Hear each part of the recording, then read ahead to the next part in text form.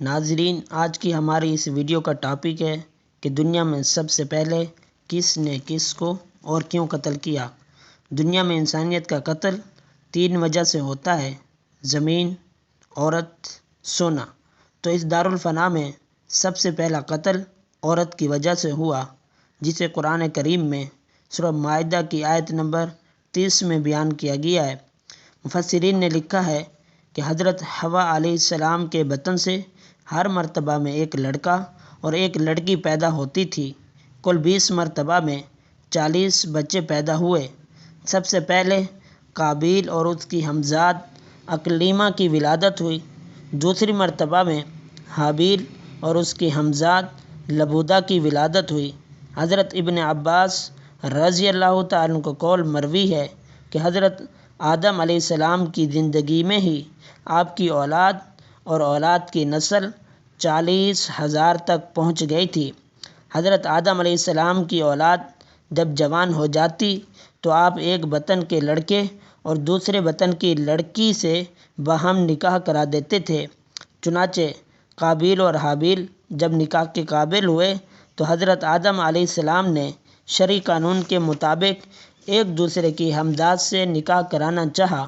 حابیل تو مان گیا، لیکن قابیل اس سے ناخوش ہوا، کیونکہ اس کے ساتھ پیدا ہونے والی لڑکی زیادہ حسین تھی۔ کہنے لگا، میں اس کا زیادہ مستحق ہوں۔ حضرت آدم علیہ السلام نے فرمایا کہ تیری ہمزاد تیرے لیے حلال نہیں ہے۔ قابیل نے بات ماننے سے انکار کر دیا۔ آدم علیہ السلام نے حکم دیا کہ تم دونوں قربانی پیش کرو۔ جس کی قربانی قبول ہو جائے گی وہی اس کا مستحق قرار پائے گا۔ طریقہ یہ تھا کہ جس کی قربانی قبول ہوتی، آسمان سے سفید آگ آتی، اسے کھا جاتی تھی۔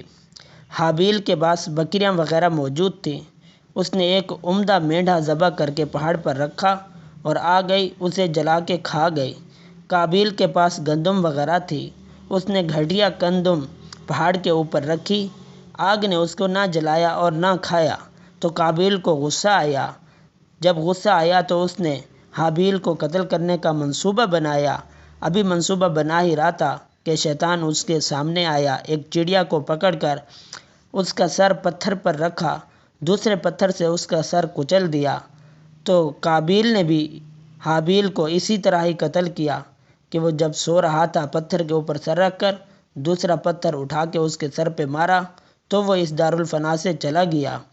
باقی رہا یہ سوال کہ حابیل کو قتل کرنے کے بعد قابیل کی اس لڑکی سے شادی ہوئی تھی کہ نہیں ہوئی؟